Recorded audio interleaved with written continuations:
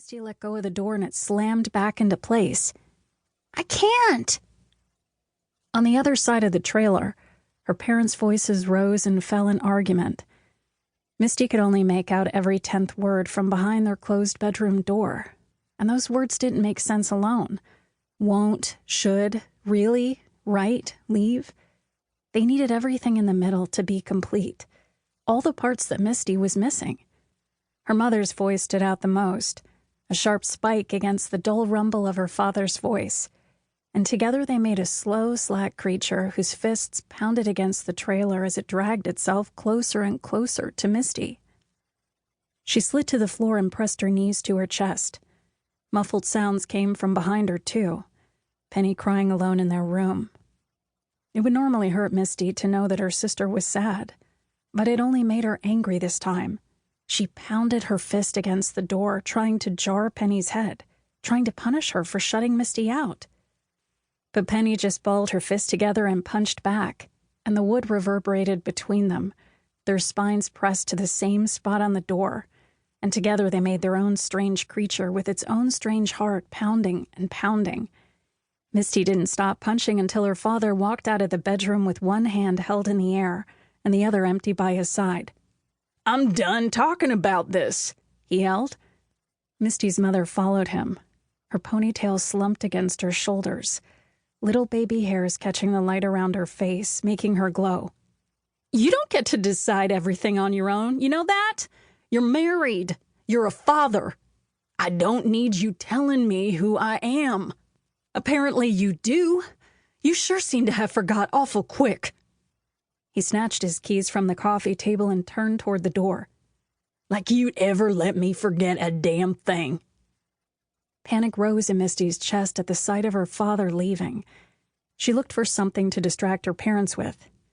She'd done it before, stepping between them when they started to argue, holding up her art project, or reciting the Bible verses she'd memorized from Sunday school, and the sight of her was often enough to startle them out of their fight.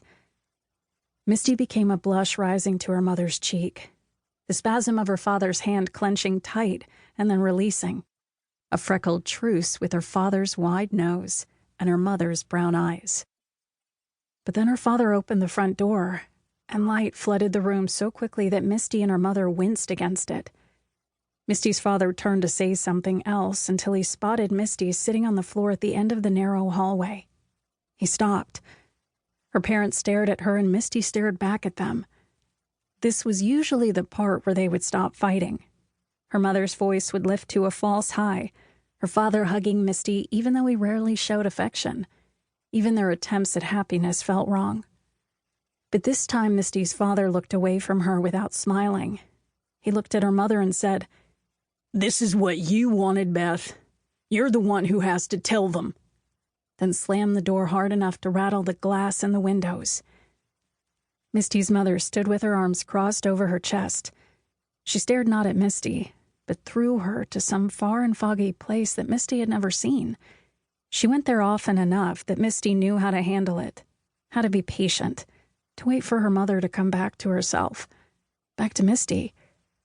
But this time her mother touched her fingers to her mouth, walked back across the trailer, and disappeared into her bedroom. The trailer was quiet without her parents' noise. There were so many small and empty spaces in need of filling. Misty dug her heels into the carpet one last time. She pressed her full weight against her bedroom door so fast that her sister didn't have time to prepare. Something thudded behind her, and the door jerked back a few inches, the dark space of their room yawning by Misty's side until her sister growled and pushed back even harder. Misty's feet burned as she lurched across the carpet, and she fell to the floor on the outside of everything she wanted. 2.